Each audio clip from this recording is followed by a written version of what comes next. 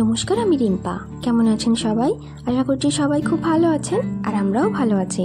আমার আরও একটি নতুন ব্লগে আপনাদের সবাইকে স্বাগত জানাই। এখন সকাল 6:30 বাজে, আর আমরা কয়েকজন মিলে বেরিয়ে পড়েছি পুরী সমুদ্রের ধারে সকাল সকাল।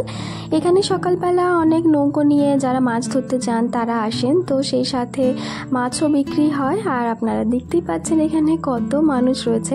সত্যি বলতে ভাবতে পারিনি যে এত লোকের মেলা হবে। তারপর তো যাওয়ার সাথে সাথেই একটা বড় পাফার ফিশ দেখলাম। তো দূর থেকে দেখছিলাম যে ওখানে অনেক ভিড় রয়েছে, তো বুঝতেই পারছিলাম নিশ্চয়ই কিছু হয়েছে। তো গিয়ে দেখছি এত বড় একটা পাফার ফিশ। তো এটাকে নিয়েই ওনারা ছবি তুলছিলেন। আমাকেও বলেছিলেন একজন যে আপনি ধরুন, আমি একটা ছবি তুলে দিচ্ছি। তো ভয়ে আর আমি সেদিকে যাইনি। তো উনি ছবি তুলে দিতে বলেছিলেন, ওনারটাই তুলে দিয়েছিলাম। আমার হাজব্যান্ড, আমার ছেলে আর মাসি এরা সবাই ঘুমোচ্ছে, তারা আর আসেনি। তবে আর একটা মাসি এসেছে এবং সাথে দিদি জামাইবাবুরাও এসেছে।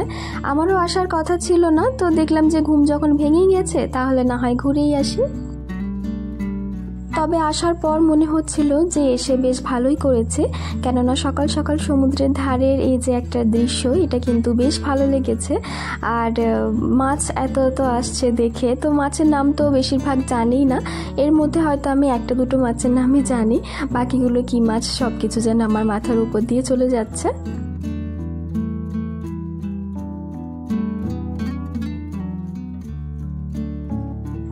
একটা একটা করে নৌকো পাড়ে আসছে এবং তারা জাল থেকে মাছগুলোকে ছাড়াচ্ছে এবং সেই সাথে বিক্রিও হয়ে যাচ্ছে। আবার মাঝে মাঝে দেখছি কিছু অদ্ভুত ধরনের মাছ রয়েছে, অনেক কাঁকড়া রয়েছে। তো ওনারা এগুলো ভাগা দিয়ে রেখেছেন, ভাগে ভাগে মানে ভাগ করে রেখেছেন। তো সেই অনুযায়ী ওনারা দামটা নিচ্ছেন। তবে কেমন কী দাম সেটা আর জানা হয়নি। আমরা তো এদিকে ঘুরতে, ভিডিও করতে, সমুদ্রে ছবি তুলতেই ব্যস্ত ছিলাম। এই ছোট ছোট সাইজের শঙ্কর মাছ কিন্তু অনেক দেখেছি। তো একদম ছোট যেগুলো সেগুলো দেখছিলাম যে ওনারা ফেলে দিচ্ছিলেন। তারপরে কিছু শামুক, ঝিনুক, আবার কয়েকটা শামুক দেখলাম যে পুরোপুরি জ্যান্ত রয়েছে। আর এই যে এখানে কালো ধরনের কি রয়েছে, আমি এটার নাম ঠিক জানি না, তবে সাথে নাভি শঙ্খ রয়েছে। এগুলো ওনারা বিক্রি করার জন্য নিয়ে এসেছেন।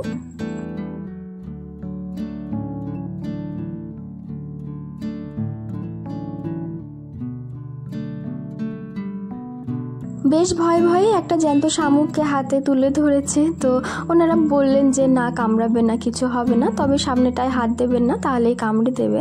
তো খানিকটা কাঁকড়ার দাঁড়া যেমন হয় সেরকমই দেখতে।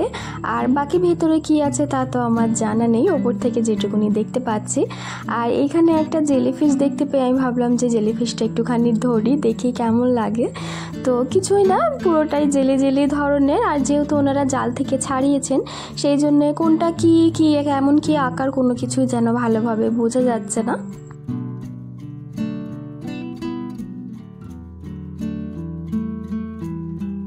এই কাঁকড়াটার পেটে প্রচুর পরিমাণে ডিম ছিল। তবে ওনাদের কাছে যদি বলা হতো যে এটা আমাদেরকে দিতে, ওনারা কিন্তু রেগে যেতেন।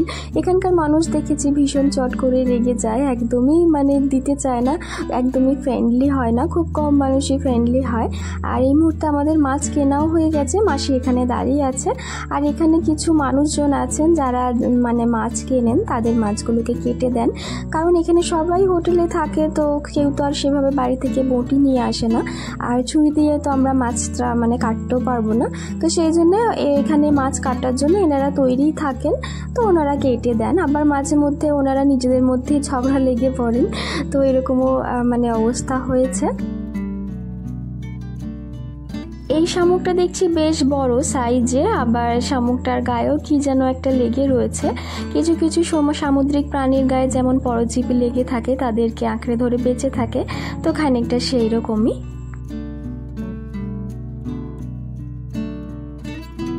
এটা একটা ছোট্ট শঙ্কর মাছ। তো আমি যখন তুলেছিলাম হাওয়াতে এদিক ওদিক এটা ঘুরে যাচ্ছিল, এতটাই ছোট আর এতটাই হালকা। তো ওনারা বলছিলেন যে লেজটা একটুখানি সাবধানে ধরো, তা না হলে এদের লেজে অনেক সময় বিষ থাকে।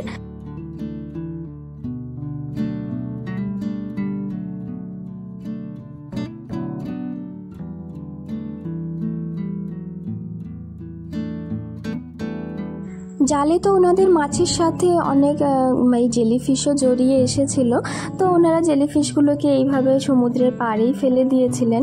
তো সেখান থেকে আমি একটা তুলছিলাম, ওনারা বলছিলেন যে হাত কুটকুট করবে, হাতে ধরো না এইভাবে। তো যাই হোক, কে শুনে কার কথা, আমি তো একটা নিয়ে ছুটলাম সমুদ্রের পাড়ে। জেলিফিশটাকে একটু ভালো করে ধুয়ে একটুখানি ভালো করে দেখবো যে এটা অ্যাকচুয়ালি কীরকম হয়।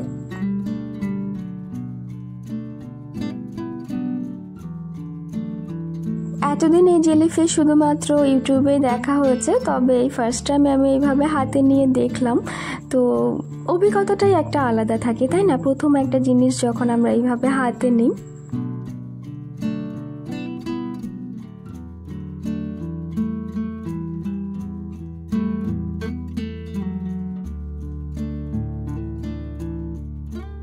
ভালো করে পর্যবেক্ষণ করার পর এটা আবার যেখানে ছিল আমি সেখানেই রাখতে যাচ্ছি, কেননা সমুদ্রে এদিক ওদিক এইসব জিনিসগুলো ফেলাটা উচিত নয়। তো আমরা যখন স্নান করতে আসি তখন কিন্তু আমরা কোনো কিছুই আর দেখতে পাই না, হয়তো ওনারা এগুলো সুরক্ষিত জায়গায় রেখে দেন কিংবা নিয়ে ফেলে দেন যেখানে কেউ যান না। তবে এইভাবে পাড়ে ফেলে রাখলে কিন্তু এরপর যখন মানুষজন স্নান করতে আসবে তাদের হয়তো প্রবলেম হতে পারে।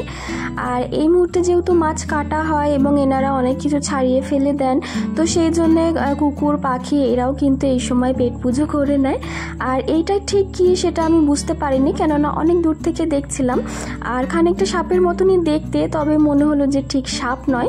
তবে যদি সাপ হয়ে থাকে তাহলে আমার মনে হয় এটা সমুদ্রে মানে থাকারই সাপ। আমরা যেরকম দেখি যে আশেপাশে আমাদের ঘোরে, এটা কিন্তু সেরকম ধরনের ছিল না, খানিকটা পিঠের দিকটা চ্যাপ্টা ধরনের ছিল। এই মুহূর্তে কিন্তু আমাদের মাছ কাটাও শেষ হয়ে গেছে আর আমরা এরপর বাড়ি ফিরে যাব। আসলে আজকেই আমাদের শেষ দিন, তো সেই সাথে একটুখানি মনটাও যেন ভারী হয়ে আছে যে এতদিন আমরা সবাই মিলে বোনগুলো মিলে আনন্দ করলাম, মজা করলাম।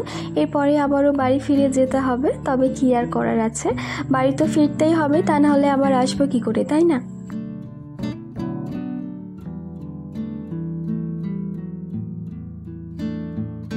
বাড়িতে ফিরে এসে যা কিছু রয়েছে শেষ দিনের মতন আজকে খাওয়া দাওয়াটা হয়ে যাবে এখানেই। আর রান্না বান্না বলতে দুপুরবেলা ওই মাছগুলোই রান্না হবে, আমাদের যেসব মাছগুলো কেনা হয়েছে। আর এখানে দিদি মুড়ি মাখছিল, তো সেখান থেকে এক দুগল খেয়ে নিলাম।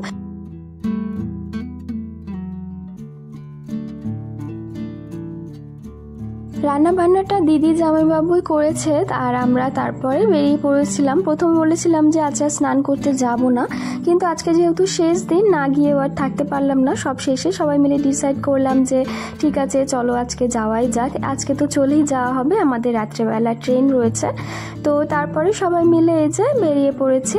আর সব থেকে যে এক্সাইটেড বেশি সে হচ্ছে আমার ছেলে, সমুদ্র জিনিসটা ওর ভীষণ পছন্দ। সমুদ্র যাওয়ার নাম শুনলে একেবারে যেন আনন্দে আত্মহারা।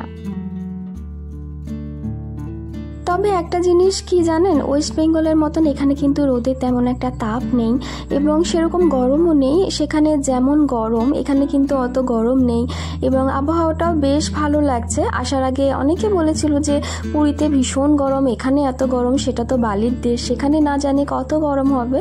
তবে এসে দেখলাম যে ধারণাটা পুরোপুরি কিন্তু ভুল, এরকম কোনো কিছুই নয়। উট এবং ঘোড়া সেই সাত সকাল থেকেই এসে কিন্তু ঘোরাঘুরি শুরু করে দিয়েছে। কয়েকজন মানুষকে চাপতেও দেখেছি, তবে সত্যি বলতে আমার কখনো ইচ্ছা হয়নি যে এদের ওপরে চাপবো। তো চাপার ইচ্ছে হলে মনে হয় যেন না জানি এরা কখন থেকে ঘুরছে, আদৌ কিছু খেয়েছে কিনা, তো বিষয়টা কেমন যেন একটা লাগে। আমি একটা ভারী মানুষ হয়ে এর ওপরে উঠে পড়বো, তো সেই জন্য আর কখনো চাপার কথা কোনোদিনও মনে আসেনি। আর এই তো সবাই মিলে এবারে একটুখানি স্নান করব, তারপরেই বাড়ি চলে যাব এবং দুপুরে খাওয়া দাওয়া করে একটু রেস্ট নিয়ে তারপর ফিরবো বাড়ির জন্যে। সবকিছু মিলিয়ে আমার আজকের ভিডিওটি আপনাদের কেমন লাগলো অবশ্যই একটু কমেন্ট করে জানাতে ভুলবেন না। যদি কিছু ভালো লেগে থাকে তাহলে প্লিজ একটি লাইক করে দেবেন। তাহলে চলুন আমার আজকের ভিডিওটি এই পর্যন্তই। সবাই খুব ভালো থাকবেন, আবারও দেখা হবে।